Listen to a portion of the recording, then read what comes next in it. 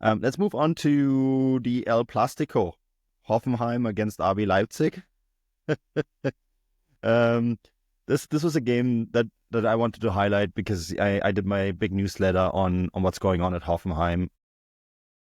I just thought the entire process of how they went about the firing of Pellegrino Matarazzo, and we pointed this out in a podcast before the international break, right, where we spoke about Matarazzo's firing and where things were going wrong. And I think in that podcast we also highlighted that the new man Ilzer was pretty much on the doorstep of coming in, right? And so I really focused on that story this week because I find it so very interesting what Hoffenheim have done here. They basically went to neighboring Austria, Stefan, and to Sturm Graz, who did a fantastic job last year, basically doing what Leverkusen had done in Germany, right, and ending the title streak of a serial champion in RB Salzburg, winning the title there. And on top of that, they're also first in the Austrian Bundesliga at the moment.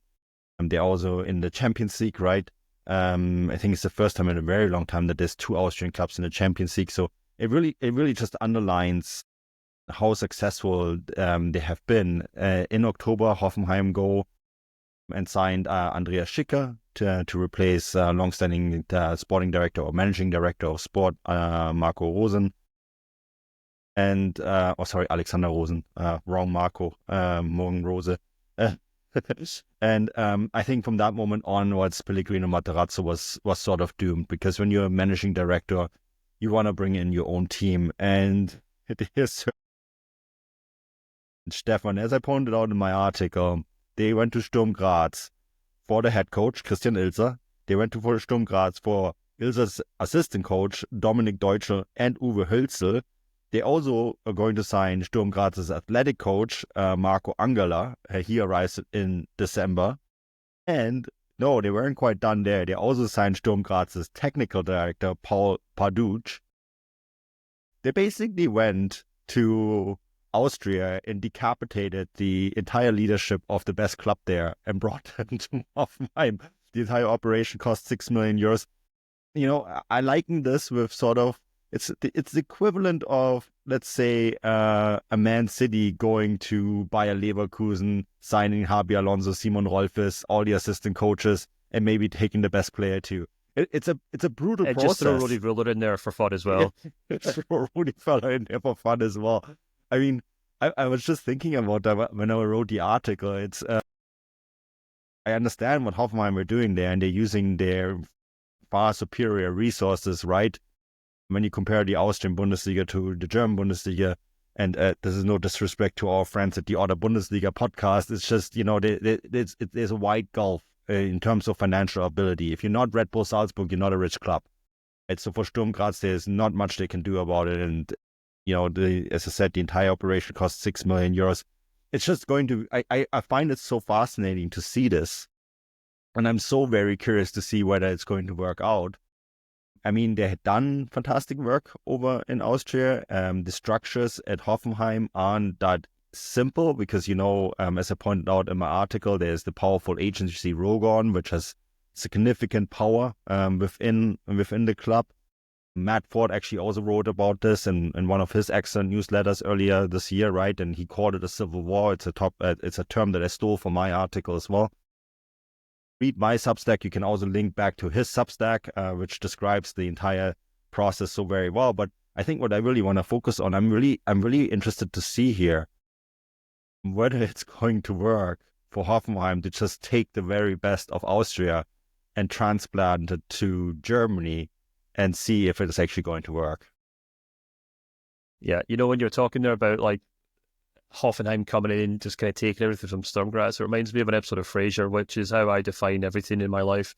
And there's an episode where Frasier's neighbor moves in. It's a young guy from Silicon Valley who's obviously got the definition of all the money but no taste, and he asks Frasier to help him decorate his flat after he comes into Frasier's flat and is blown away by his taste. And then obviously the next scene is that after he helps him with one or two things, Frasier then goes to visit his flat to realise that he's completely copied everything about his flat and they're identicals of each other.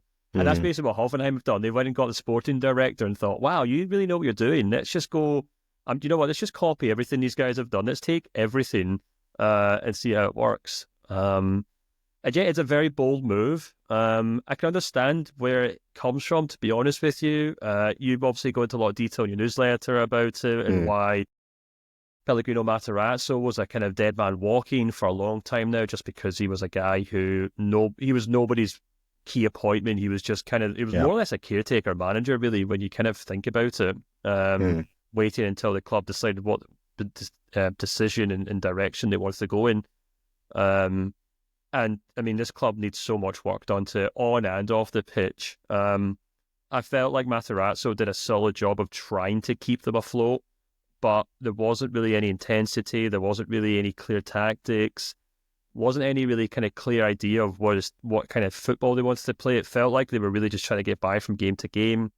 And the recruitment off the pitch and in the transfer market has been dreadful the last couple of years. We talked about all this in length, by the way, when we talked about Matarazzo getting sacked. So you can kind of go back and listen to that if you missed it. But just those two aspects alone, obviously, are something that these guys come from Sturm Graz with a good reputation for, where they play very intense attacking, counter-attacking football, which is obviously what Austrian football has kind of come to be defined as. It's this kind of experimental lab for German football, where, you know, you kind of get to try out ideas, and if you do a good job of it, you get picked up by a Bundesliga club.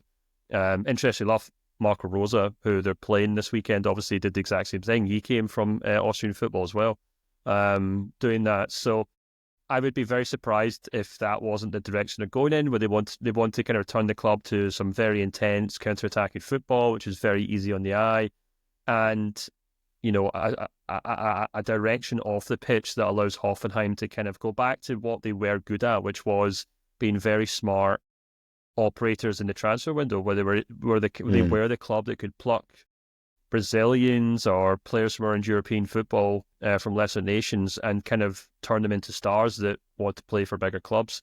So, yeah, I mean, we'll have to wait and see. The only problem we have here is, though, that they're not doing this with 3 or 4 months of planning in front of them. They're doing this while they like a starting run, because Hoffenheim are currently, well, let me check, they're 1 point off the relegation zone.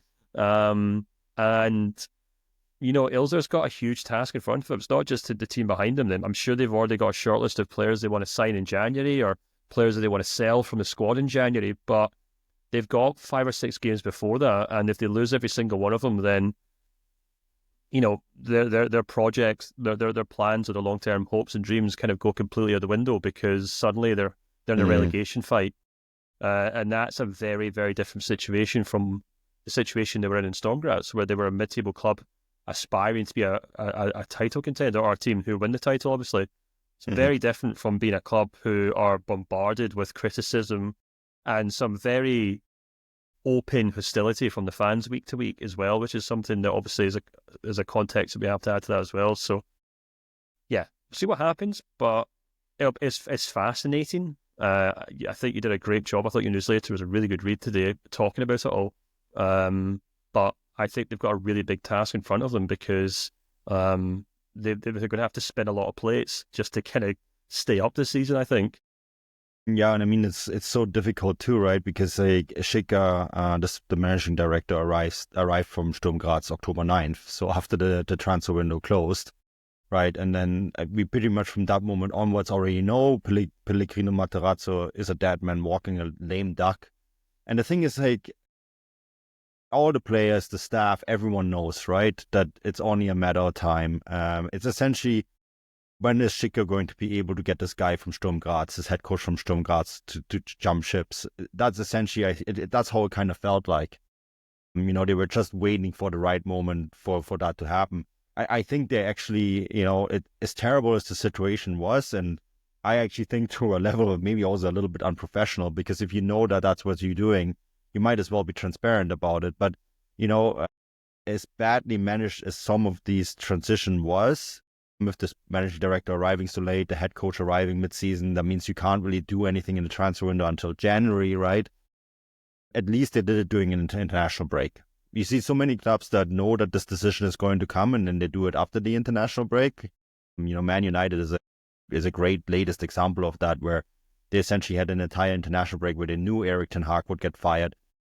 They let their international break go by. First game he loses, out the window he goes, right? At least they didn't do that. So they had a really good, solid chunk of 2 weeks to just look at everything. And I think for them, it's really just about surviving until the winter, be in a position where they can say, okay, here's the players that we need to sign, that we need to bring in. These are the additions we need to survive. I also think that, and this is one thing that I pointed out in the newsletter, Ilzer will also really be pressed to develop some of the young talent that Hoffenheim have. There's 3 really talented players, German players at this Hoffenheim squad that I think are going to go a long way. Like Tim Bischoff is one, right? Morstedt is the other, and then Tuhonschu is the third. And so, I think Hoffenheim themselves, and Schicker pointed this out in the release after Ilzer was hired, that they want to stand for something again, because right now they're not. I mean, the stadium is empty. This is something that we've complained about. The fans are obviously not buying in. So, I think they need to develop an identity, and they essentially have from now until the transfer window opens on January 1st to figure this out.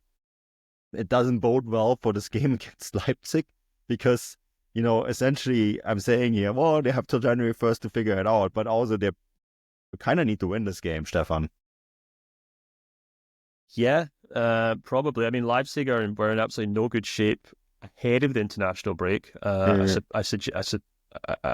imagine that Marco Rose was busy at work while some of his players were on international duty, and trying to figure out what went wrong. He said in his press conference this week that the Celtic and the Dortmund defeats were down to a lack of intensity, which I think is a very interesting thing to say from a Leipzig head coach, because we've talked about this before, and it's kind of like this kind of cyclical thing with Leipzig, that they do kind of go out and sign players and build squads as if they're playing, FIFA or Football Manager, and it's like, well, we'll just pack this team full of young, exciting players and everything will work out. And it doesn't, to be honest with you, because every single season, everyone looks at their squad and thinks, wow, man for man, Leipzig have one of the best teams in the league.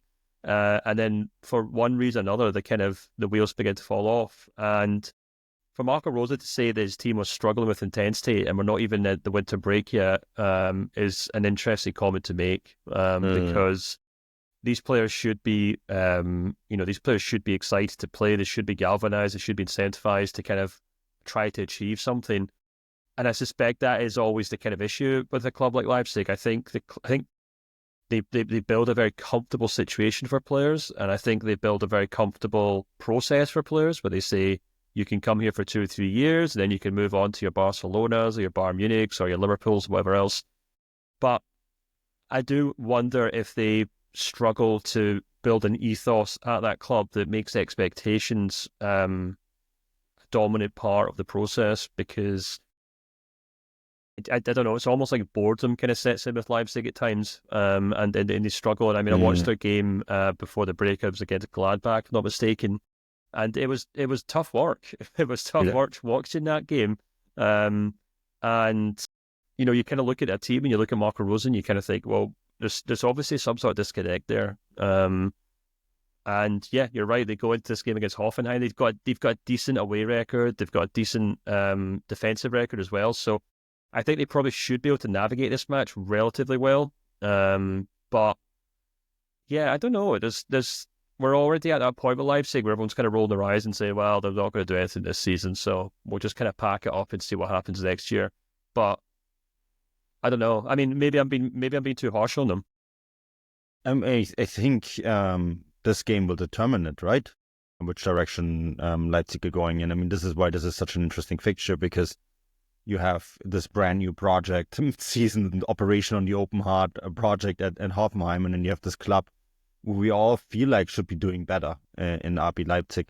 And as I listen to you here talk about the intensity and the things that, like, Leipzig feel like this project, like kind of football FIFA manager project. I also think for them January is a really big time, because that's when Jürgen Klopp takes the job at Red Bull, right? And you have to remember, he's not directly in charge of RB Leipzig. But he is in charge of Red Bull's football operations. So he has a significant say of what happens in all the clubs, part of the Red Bull football empire. And one of the things that he will have input in is coaching. That is something that was made very clear to me. And I pointed this out in the newsletter. I think I wrote it like 3 weeks ago, Stefan, about it, 3 weeks ago, where I wrote my big newsletter on Jürgen Klopp. And I went to Leipzig, right? And I talked to people there and tried to figure out what is his direct impact on RB Leipzig is going to be. And he will want to put his similar to Schicker coming in at Hoffenheim, right? Klopp too will want to have his impact on all the coaching decisions of the Red Bull empire, which now also includes this club in Japan. And that might be worrisome for Marco Rose on the one hand. On the other hand, they're friends, right? So, I'm not quite sure what the expectations here are, but I can pretty much also guarantee that Klopp will sit down with Rose and say, hey, Marco, we're good buddies, but we need to win something with the amount of money we're spending and the amount of resources we're pumping in with Red Bull. And they just signed me to be this figurehead. And they made it quite clear in all the articles that they pumped out since that now is the time for Red Bull clubs to win big titles. And, they don't just mean the German title. When Mateschitz first started, is now deceased Mateschitz, the former owner of the club, his goal was to win the Champions League. And so I do wonder what's going to happen there in January if the results don't turn around. Yeah, we'll have to wait and see. It'll be interesting to see if Klopp does make a difference there, because he obviously has a very strong personality. He doesn't shy away from making his opinions felt, his ambitions felt, and his demands felt. So if there is this kind of malaise or inconsistency or boredom, for lack of a better term, at the club from all these young players, because they're all just kind of sitting and going through the motions until Liverpool sign them, then, Jurgen Klopp's the perfect person to bring in and kind of just rattle a few cages and say, look, you guys need to pull your socks up and get on with this. Now, it's also worth bearing in mind, if Marco Rose can't do that, then he's not the right guy for the job. If they need Jurgen Klopp to come in and do that, then the serious question marks have to be asked of Marco Rose. It's also worth bearing in mind that we're having this kind of crisis conversation while Leipzig are currently second in the league table. So, I think we'll have to maybe, myself predominantly, have to maybe pump the brakes here with the criticism. I'm not really saying, their season's over and everything's over, it's ruined. But I think Mark Rose is probably looking at that 5-point gap between him and Bayern Munich and thinking, if that gets any bigger between now and Christmas, or we don't close it, then we probably have to have some serious questions over the ambitions of this team this season. Yeah, and Bayern is so much better this year than they were last year, right? And so much more consistent. Okay, let me put that in quotation marks. As long as Jamal Musiala is fit, Bayern is so much better than they were last year, because, my God, he's just so phenomenal at the moment. But we spend a lot of time talking about him during the international break, so I'm pretty sure after this match day we get to talk to him a lot again, because they're playing Augsburg, and I have suspicion that we will get to see another Jamal Musiala show.